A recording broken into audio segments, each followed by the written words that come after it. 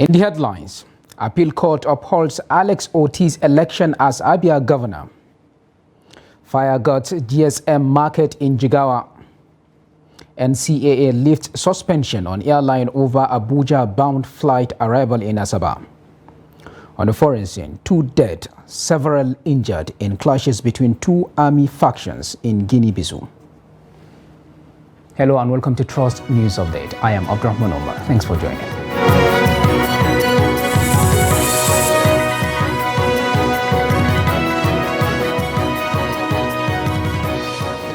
And now the news in full, where we begin from the judiciary, as the Court of Appeal in Lagos has dismissed the appeals brought by the People's Democratic Party (PDP) and All Progressives Congress (APC) and their governorship candidates against the election of Governor Alex Oti of Abia State.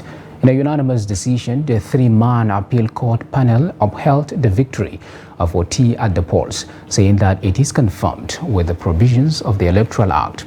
The appellate court ruled that the petitions brought by the appellants lacked in merit, describing them as a comedy skit brought to a democratic setting. The court said issues of political party membership is a pre-election matter, which also falls within the jurisdiction of the political party.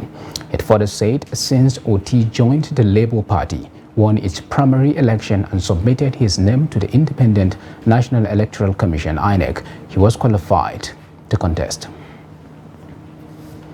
And away from that, the Kebbi State government has held members of the vigilante service in the Kanzana general area for neutralizing a notorious kidnapper, Dogo Oro, who terrorized 2 local government areas of the state. The commendation was contained in a statement on Saturday in Birnin Kebbi by Ahmed Idris, the chief press secretary to the governor. He said Oro had made life difficult for people living in Bunza and Kalgo local government areas. Idris further said the government was happy with the report that the criminal was eliminated by some members of the vigilante service at Tunga village in Tili ward of Bunza local government area. According to Idris, the recent successes recorded against criminal elements may not be unconnected with a holistic approach of security agencies to make the state safer for all. He said that Governor Nasir Idris had pledged to render more support to all security agencies, including the vigilante service working to secure the state. The suspected armed robbers in Osun State who snatched a Toyota Camry car said they carried out the operation with fake firearms. The Commissioner of Police in the state, Ishaq Mohammed, who disclosed this, said such robbers take advantage of darkness to operate. Hamid Oyebadi filed in the report. Along the Ife-Ibadan Expressway, 4 suspected armed robbers snatched a black Toyota Camry car from the owner. Under the cover of the night, the suspects pointed toy guns at their victims and dispossessed them of the car and other valuable items. That collects Toyota Camry. They cut and fabricates a wood that looks like a gun. So in the night, when they point it at their victim, they will dispossess him of his, not knowing that it's just a toy that they use. I joined my gang members for the robbery operation around the Ife-Ilesha area. There, the police arrested us. Also, a suspected burglar, Oladele Damilola, was apprehended by the police for burgling a shop at Agombelewo area in Osogbo. I went to Boguson shop by using passing through the ceiling to enter and pack some foodstuff and some kitchen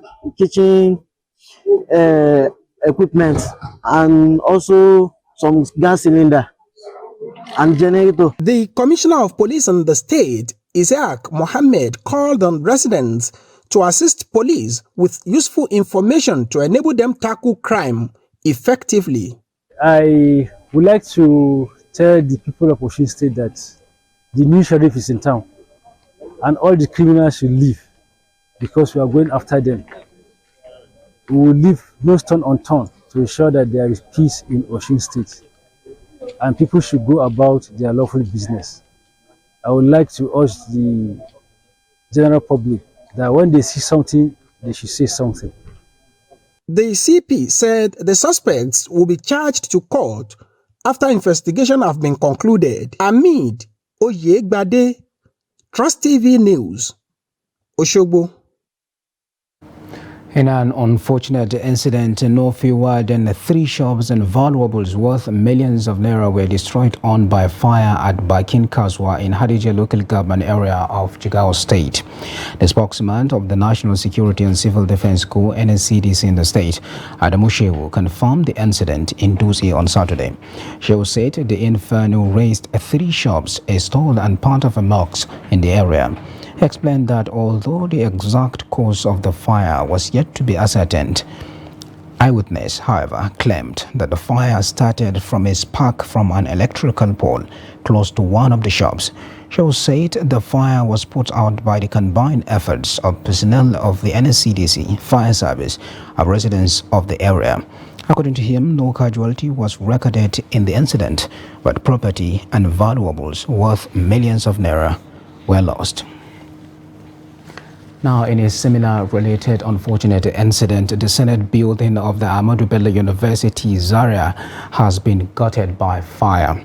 A statement issued by the Director of Public Affairs Directorate of the University, Awal Umar, said the fire started from a small room housing an electrical distribution board at the ground floor of the Senate building.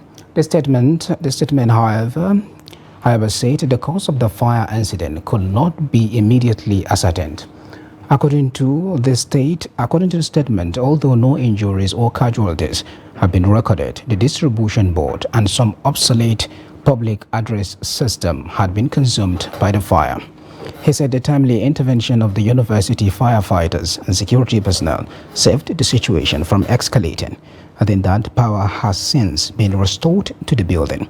The Vice-Chancellor Kabiru Bala, who was at the scene of the incident, along with the management staff and hundreds of sympathizers, commended the university firefighters and security personnel for putting out the fire. Now, an evening fire gutted a popular interior shop along Complex Road in Ekpand on the local government area of Delta State, destroying shops with goods worth millions of naira. The electrical parking store section of the interior store was not affected, but part of the interior store was razed by the fire as the building was affected. Reports say the incident occurred after BEDC restored power in the area.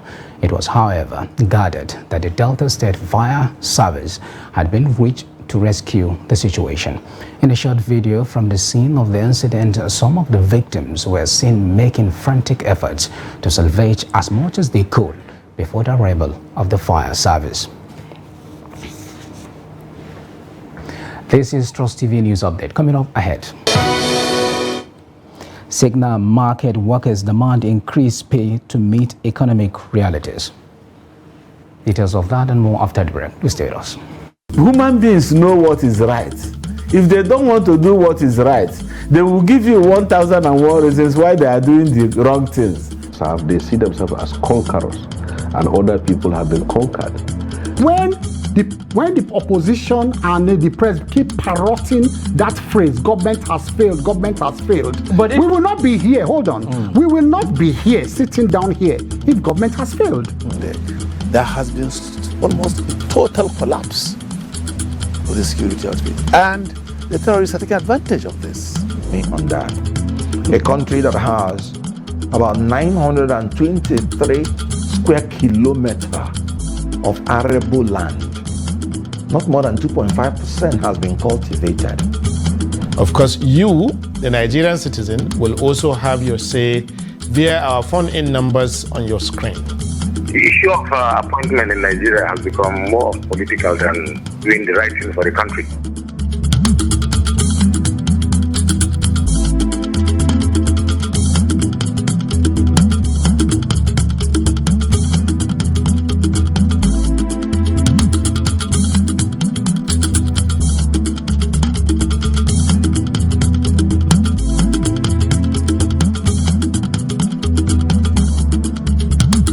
We started manufacturing leather since 1958. But the most important thing is that if the system is checked correctly, we won't have where we are now. If somebody has depression, they may just be very irritable and unproductive in the office. So you find on average already about 1 in 4, 1 in 5 Nigerians already have a mental illness, a mental health condition that needs some form of attention. No matter how good an economy is, if the federal government goes bust, believe me, everything in the economy is just a matter of time it will go bust. So first of all, about maybe slightly above, below 70% is in federal government securities. If government has banned importation of fertilizer and states are doing it at the level of governance, but I believe that production and distribution of fertilizer should be left to the private sector. This is the general multi-purpose card, and it has a chip here. So this chip is about 80 kilobytes. The one that you get from the bank for ATM is just 4 kilobytes. So this is like 20 times.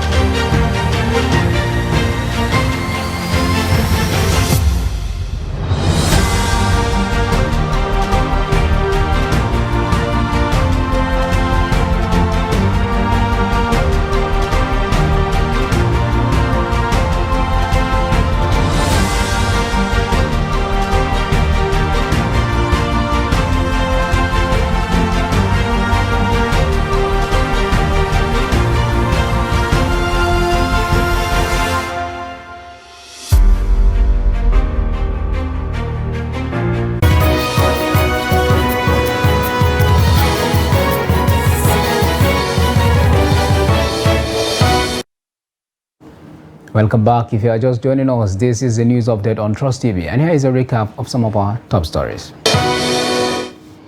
Appeal Court upholds Alex Otis' election as Abia governor. And fire guts GSM market in Jigawa. Now to other stories. The Federal Housing Authority, FHA, has demolished the Abledo Garden Estate in Phase 2 of Festac Town, situated off the 7th Avenue in Lagos State.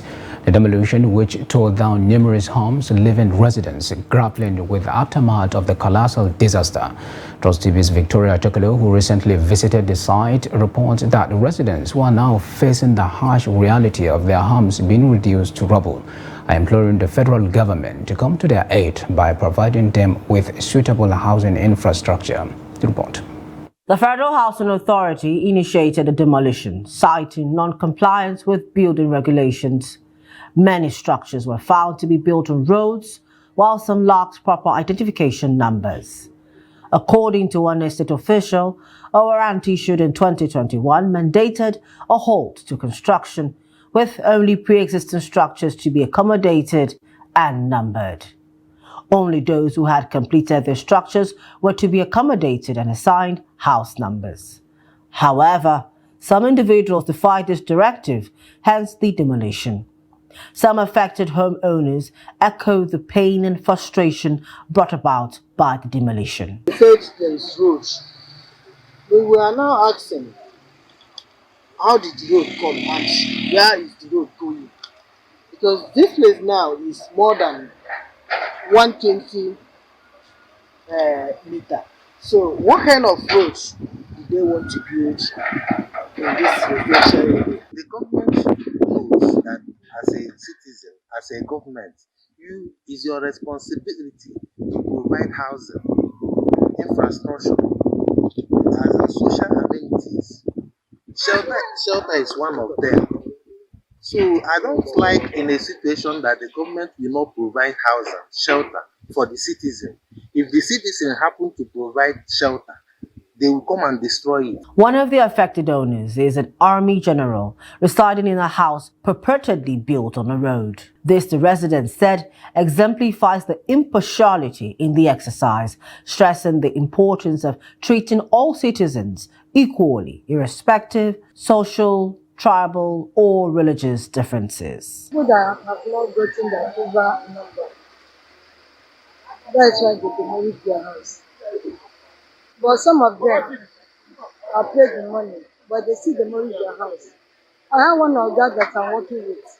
He paid 32 million to the illegal FHA, and yet he still send another 30 million to them. They still demolish the house. They beat the man and put him in Black Maria. When the twins brother was shouting, they released the guy. When they came 2021, it's like they used their drone to number some houses in this area. So, as told some people, and told us not to build again. That maybe if you build, you will demolish. Some people were lucky. After building, they gave them number. Some people were unlucky. So after building, they were not given number to the houses. Meanwhile, stakeholders in the real estate sector have advised that prospective builders should seek approval from the Federal Housing Authority before embarking on any construction projects. This, they said, will not only avert potential pain and agony, but also contribute to the overall development and compliance within the country's housing sector.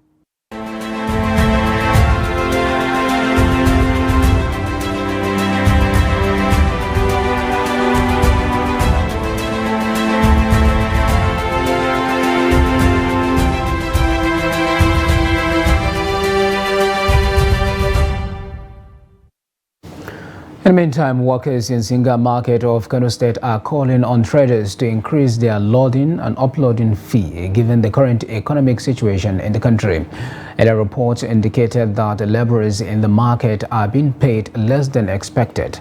TOS TV correspondent Idris Jibrin, who went round the market, reported that a carton of noodles is loaded or offloaded at the cost of 10 naira.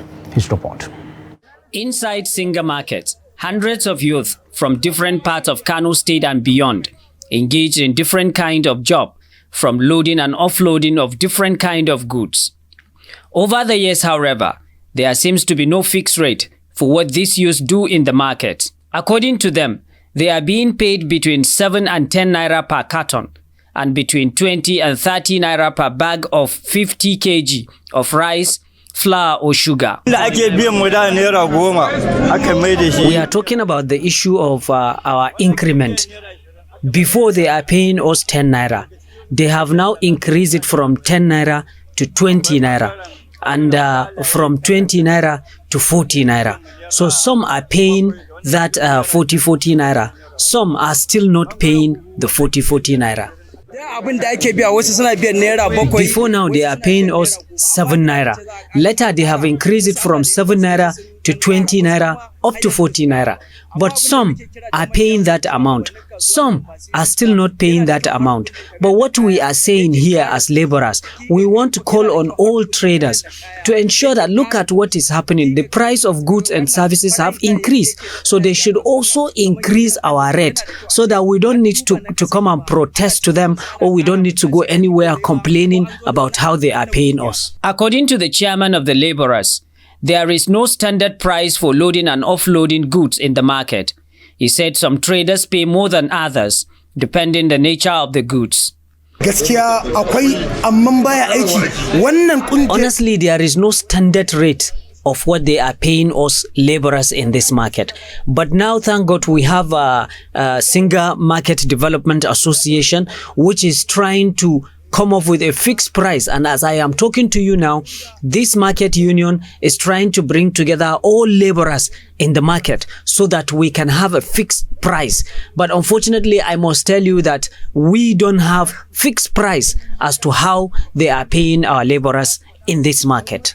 Meanwhile, the market leadership argued that some goods are not heavy enough to be paid the same as the others. But the market authority is discussing with the leadership of laborers in order to come up with a fixed amount. Mu kasuwar Singa muna da tsari, amma tsarin ba uniform yake tafiya da ko ina ba. Kowane rumfa da irin tsarin su. Honestly, we in Singa Market, we have structure, only that it is not uniform, because we have different shops, we have different dealers, we have different traders. The way this trader will pay his laborers will be different from the way the next trader will pay his laborers. But what we are trying to do here as market leaders is to bring together all those major leaders and traders, so that we can see how we can come up with fixed price, so that these laborers that are working for us here, we would have a fixed amount of whatever they are loading or offloading, to make sure that we are paying them uniformly. Right now we are in the process of doing that, and in the next coming days I am assuring you that we will come up with this fixed amount for our laborers in this Singa Market. Although these laborers are responsible for whatever goods come to the market, but their payment has remained a major source of concern for several years now. Idris Jubrin, Trust TV News, Kano.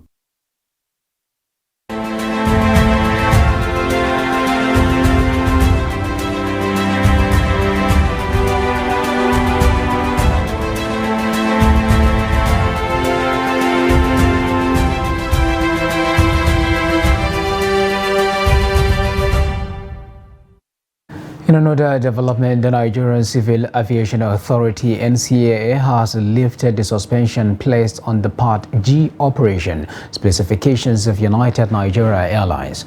This is coming following the suspension of the Part G operation specifications of UNA by the NCAA after one of its aircraft landed passengers at the Asaba International Airport on Sunday rather than their destination, Nnamdi Azikiwe International Airport, Abuja. However, in a statement dated December 1st, 2023, the NCAA said its investigation into the unfortunate incident revealed lack of adequate liaison between the lessor's OCC and the lessee's OCC, which omitted appropriate flight briefing from the point of departure. The agency noted that the investigation also revealed that cockpit crew and the cabin crew did not hold pre-flight briefing before embarking on the flight, adding that the OCC flight monitoring of the United Airlines does not monitor the aircraft and the company's wet lease aircraft, as well as non-adherence to approved flight ATC flight plan. On the foreign scene, away from Nigeria, 2 people died and several were injured overnight in Guinea-Bissau in clashes between 2 army factions that broke out in the capital after National Guard soldiers freed an opposition minister. Fighting began overnight and continued into Friday morning after soldiers from the National Guard stormed a police station where Finance Minister Suleimani Saidi and the Secretary of State for the Treasury, Anthony Montero, were detained after their arrest. The army said order was restored on Friday afternoon in the tiny West African country, where coups and arrests have been commonplace since it gained independence from Portugal in 1974.